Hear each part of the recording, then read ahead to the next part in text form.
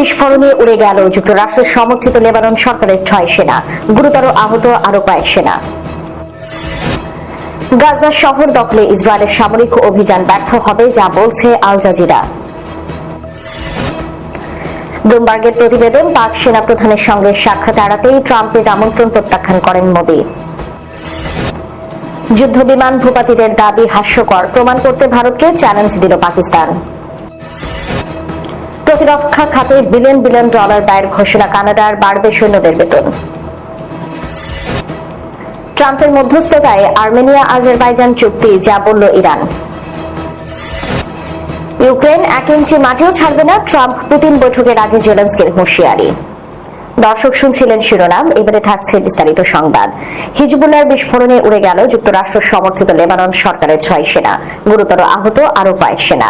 আল আরাবিয়ার প্রতিবেদনে বলা হয়েছে, লেবানন ইসরায়েল সীমান্তের কাছে হিজবুল্লাহর একটি অস্ত্রাগারে বিস্ফোরণে লেবাননের 6 সেনা নিহত হয়েছে।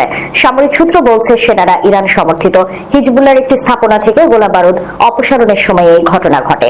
ইসরায়েল ও হিজবুল্লাহর মধ্যে সাম্প্রতিক যুদ্ধের অবসান ঘটানো যুদ্ধবিরতির শর্ত অনুযায়ী দক্ষিণ লেবাননে পশ্চিমা সমর্থিত সরকারি সেনা মোতায়েন করা হয়েছে এবং সেখানকার হিজবুল্লাহ অবকাঠামো অপসারণের কাজ চলছে। এই হতাহতের ঘটনা এমন সময় ঘটল যখন যুক্তরাষ্ট্র সমর্থিত লেবানন সরকার হিজবুল্লাহকে নিরস্ত্র করার সংবেদনশীল ইস্যুটি নিয়ে কাজ করছে। এই সপ্তাহে লেবাননে যুক্তরাষ্ট্র সমর্থিত মন্ত্রিসভা সেনাবাহিনীকে চলতি বছরের মধ্যে নিরস্ত্রীকরণের পরিকল্পনা প্রণয়নের দায়িত্ব দিয়েছে। তবে এই নিয়ে ইরান সমর্থিত গোষ্ঠী হিজবুল্লাহর তীব্র আপত্তি রয়েছে। গত নভেম্বরে ইসরায়েল হিজবুল্লাহর যুদ্ধবিরতি অনুযায়ী লেবাননে অস্ত্র কেবল রাষ্ট্র প্রতিষ্ঠানের হাতেই সীমাবদ্ধ থাকার কথা। সরকার সেনাবাহিনীকে আগস্টের শেষ নাগাদ অস্ত্র কেবল সরকারি বাহিনীর হাতে সীমাবদ্ধ রাখার পরিকল্পনা পেশের নির্দেশ দিয়েছে। এই নিয়ে চলতি সপ্তাহে মন্ত্রিসভা 2 দফা বৈঠক করেছে, তবে হিজবুল্লাহ এই সিদ্ধান্ত মানতে অস্বীকৃতি জানায়। শনিবার আয়াতুল্লাহ আলী খামেনির একজন জ্যেষ্ঠ উপদেষ্টা বলেছেন, হিজবুল্লাহর নিরস্ত্রীকরণের আমরা নিশ্চিতভাবে বিরোধিতা করি।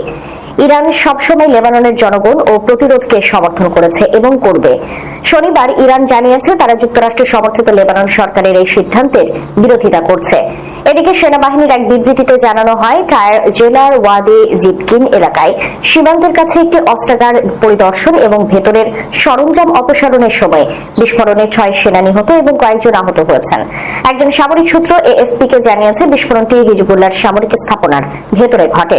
সেনারা ইসরায়েল এবং হিজবুল্লাহর সাম্প্রতিক যুদ্ধের পর অবশিষ্ট গোলাবারুদ এবং অবিস্ফোরিত অস্ত্র সরিয়ে ফেলেছিলেন।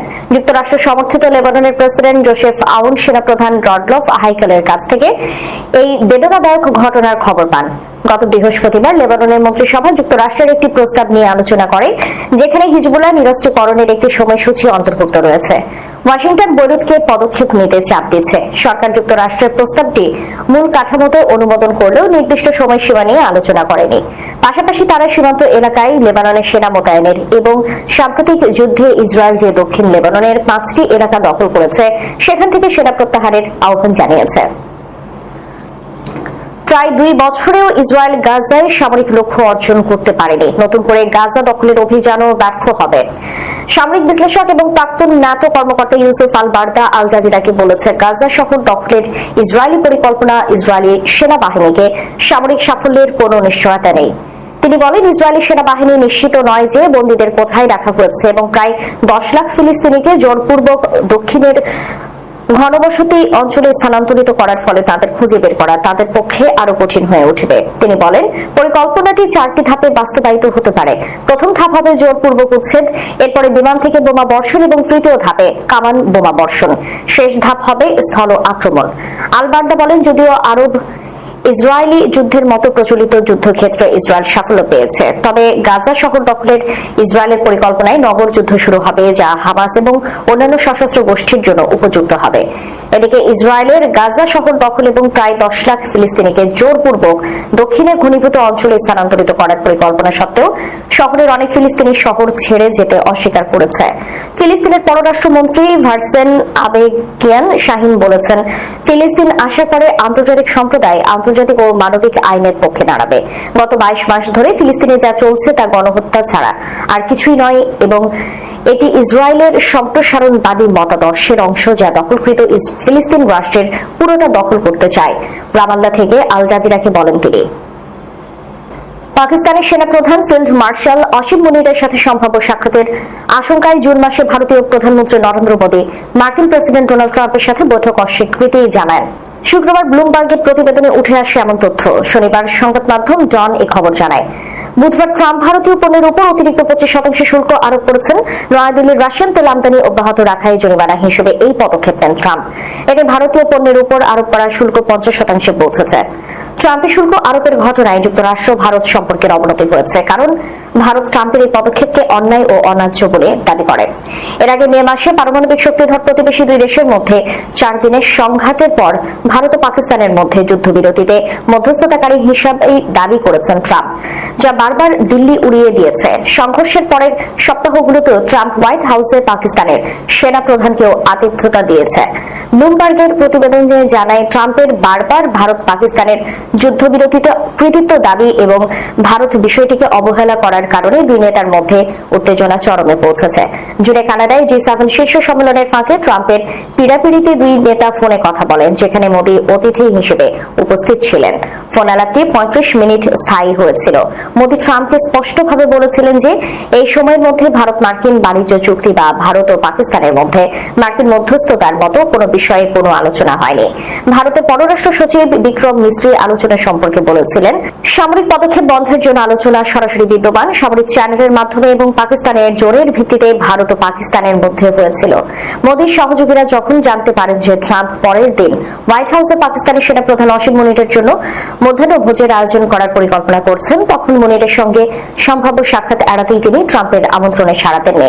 ট্রাম্পের পাকিস্তানের বেসামরিক নেতৃত্বের সাথে সাক্ষাতে ভারত স্বাচ্ছন্দ্য বোধ করলেও ফিল্ড মার্শাল মুনিরকে আতিথেয়তা দেওয়াকে ভারতীয় বক্তব্যের প্রতি একটি ধাক্কা হিসেবে দেখা হয়েছিল। মুনির এবং মোদীর মধ্যে ট্রাম্প একটি বৈঠক আয়োজন করতে চাইবেন কিনা তা নিয়ে উদ্বিগ্ন হয়ে ভারতীয় নেতা কানাডা থেকে ফেরার পথে হোয়াইট হাউসে থামার আমন্ত্রণ প্রত্যাখ্যান করেছিল। যুদ্ধবিমান ভূপাতিতের দাবি হাস্যকর প্রমাণ করতে ভারতকে চ্যালেঞ্জ দিল পাকিস্তান। ভারতের বিমান বাহিনীর প্রধান air chief marshal Amarpreet Singh দাবি করেছেন, তাদের সেনারা মে মাসে অপারেশন সিন্দুর চলার সময় পাকিস্তানের 6টি বিমান ভূপাতিত করেছিল, যার মধ্যে 5টি যুদ্ধবিমান ও অপরটি সামরিক পরিবহন বিমান ছিল বলে জানান তিনি। ভারতীয় বিমান বাহিনী প্রধানের এই দাবিকে হাস্যকর হিসেবে অভিহিত করেছেন পাকিস্তানের প্রতিরক্ষা মন্ত্রী খাজা আসিফ। ভারতীয়রা পাকিস্তানের কোনো বিমানে হামলা করতে পারেনি বলে জানিয়েছেন তিনি।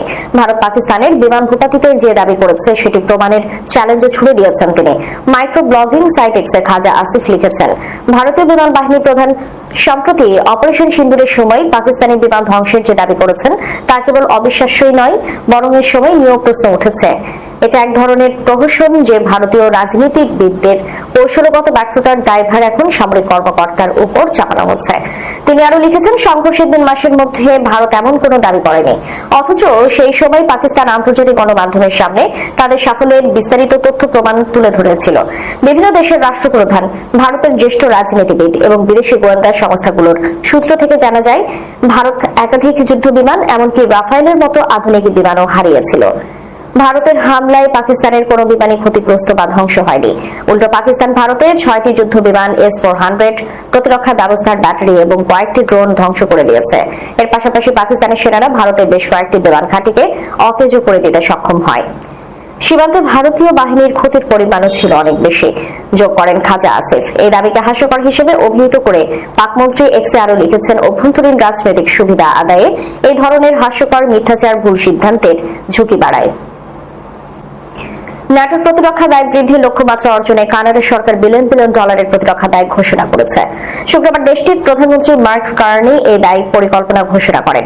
সেই সঙ্গে সেনা সদস্যদের বেতন বৃদ্ধি করা হবে বলেও জানান তিনি। কার্নি গত এপ্রিল মাসে দায়িত্ব নেওয়ার পর থেকে একাধিকবার সতর্ক করেছেন, তাদের সেনাবাহিনী ক্রমবর্ধমান হুমকি মোকাবিলায় যথেষ্ট প্রস্তুত নয়। তিনি বলেন, আমরা দীর্ঘদিন ধরে আমাদের নিরাপত্তাকে অবহেলা করেছি, ফলে দ্বিতীয় বিশ্বযুদ্ধের পর গড়ে ওঠা এবং শীতল যুদ্ধ পরবর্তী সময়ে পুনর্গঠিত আন্তর্জাতিক ব্যবস্থা এখন চাপের মুখে রয়েছে। কার্নি বলেন, সেনাবাহিনীর সর্বনিম্ন পদমর্যাদার সদস্যদের জন্য 20% বেতন বৃদ্ধি করা হবে। সৈন্যদের এই বেতন বৃদ্ধিতে $2 বিলিয়ন কানাডিয়ান ব্যয় হবে। এই বছরের জন্য পরিকল্পিত নতুন 9 বিলিয়ন কানাডিয়ান ডলারের সামরিক বিনিয়োগের অংশ। এছাড়াও যুদ্ধযান, ড্রোন এবং অন্যান্য সামরিক সরঞ্জামে বিনিয়োগ করারও প্রতিশ্রুতি দিয়েছেন তিনি। মার্কিন প্রেসিডেন্ট ডোনাল্ড ট্রাম্প ন্যাটো মিত্রদের প্রতিরক্ষা খাতে জিডিপির 5% ব্যয়ের দাবি জানিয়েছেন। তিনি মনে করেন পর্যাপ্ত ব্যয় না করলে যুক্তরাষ্ট্র জোটের দেশগুলোকে সুরক্ষা নাও দিতে পারে।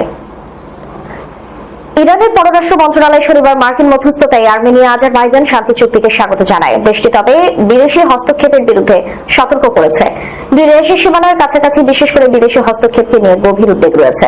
মন্ত্রণালয়ের এক বিবৃতিতে বলা হয়, ইরান দুই দেশের মধ্যে শান্তি চুক্তি চূড়ান্ত সম্পাদনাকে স্বাগত জানায়, কিন্তু একই সঙ্গে যে কোনো ধরনের এই ফর্মের বিদেশি হস্তক্ষেপের নেতিবাচক পরিণতি সম্পর্কে উদ্বেগ প্রকাশ করে। এর আগে আর্মেনিয়া ও আজারবাইজানের মধ্যে কয়েক দশক ধরে চলা সংঘাত অবসানে হোয়াইট হাউসে একটি শান্তি চুক্তি হয়েছে। মার্কিন প্রেসিডেন্ট ডোনাল্ড ট্রাম্প দুই দেশের নেতাদের মধ্যে এই চুক্তি স্বাক্ষরের আয়োজন করেন। চুক্তি স্বাক্ষর শেষে আজারবাইজানের প্রেসিডেন্ট ইলহাম আলিয়েভ এবং আর্মেনিয়ার প্রধানমন্ত্রী নিকোল পাশিনিয়ান করমর্দন করেন। এই মুহূর্তটিকে ঐতিহাসিক বলে বর্ণনা করেছেন মার্কিন প্রেসিডেন্ট।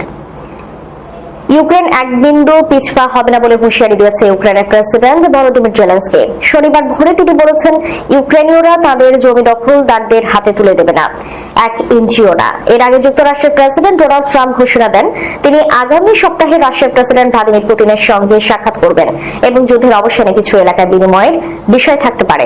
ইউক্রেনের প্রেসিডেন্ট বলেন, শান্তি আনতে পারে এমন বাস্তবসম্মত সমাধানের জন্য কিয়েভ প্রস্তুত, তবে ইউক্রেনের সঙ্গে আলোচনা ছাড়া গৃহীত কোনো চুক্তি শান্তির পক্ষে যাবে না। আমাদের বিরুদ্ধে নেওয়া যে কোনো সিদ্ধান্ত, ইউক্রেনকে বাইরে রেখে নেওয়া যে কোনো সিদ্ধান্ত হবে শান্তির বিরুদ্ধে, এগুলো হবে স্বার্থশূন্য। এই যুদ্ধ আমাদের ছাড়া, ইউক্রেন ছাড়া শেষ করা যাবে না। ট্রাম্প জানান তিনি আগামী শুক্রবার আলাস্কায় রুশ প্রেসিডেন্টের সঙ্গে সাক্ষাৎ করবেন। তিনি তার সোশ্যাল মিডিয়া প্ল্যাটফর্ম ট্রুথ সোশ্যালে একটি সংক্ষিপ্ত পোস্টে এই তথ্য জানায়। রুশ রাষ্ট্রীয় সংবাদ সংস্থা তাস ক্রেমলিনের উপদেষ্টা ইউরি উজাকভের বরাতে সাক্ষাতের তারিখ ও স্থান নিশ্চিত করেছে। শনিবার সকালে হোয়াইট হাউসে সাংবাদিকদের ট্রাম্প বলেন, এই বৈঠক আরো আগে হতে পারত, কিন্তু নিরাপত্তা ব্যবস্থা নিতে হয় যা দুর্ভাগ্যবশত মানুষকে করতে হয়। মার্কিন প্রেসিডেন্ট আরো বলেন, ইউক্রেন এবং রাশিয়ার উভয়ের জন্যই লাভজনকভাবে কিছু এলাকা বিনিময় হবে এবং এই বিষয়টি শিগগিরই আলোচনা করা হবে, তবে তিনি কোনো অতিরিক্ত বিবরণ দেননি। শেষ করার পূর্বে সংবাদ শিরোনামগুলো জানিয়ে দিব আরো একবার। হিজবুল্লাহর বিস্ফোরণে উড়ে গেল যুক্তরাষ্ট্রের সমর্থিত লেবানন সরকারের 6 সেনা, গুরুতর আহত আরো কয়েক সেনা। গাজা শহর দখলে ইসরায়েলের সামরিক অভিযান ব্যর্থ হবে, যা বলছে আল জাজিরা। ব্লুমবার্গের প্রতিবেদন, পাক সেনা প্রধানের সঙ্গে সাক্ষাৎ এড়াতেই ট্রাম্পের আমন্ত্রণ প্রত্যাখ্যান করেন মোদি। যুদ্ধবিমান ভূপাতিদের দাবি হাস্যকর, প্রমাণ করতে ভারতকে চ্যালেঞ্জ দিল পাকিস্তান। প্রতিরক্ষা খাতে বিলিয়ন বিলিয়ন ডলার ব্যয়ের ঘোষণা কানাডার, বাড়বে সৈন্যদের বেতন। ট্রাম্পের মধ্যস্থতায় আর্মেনিয়া আজারবাইজান চুক্তি, যা বলল ইরান। ইউক্রেন 1 ইঞ্চি মাটিও ছাড়বে না, ট্রাম্প পুতিন বৈঠকের আগে জেলেনস্কির হুঁশিয়ারি। এতক্ষণ আমাদের সাথে থাকার জন্য ধন্যবাদ।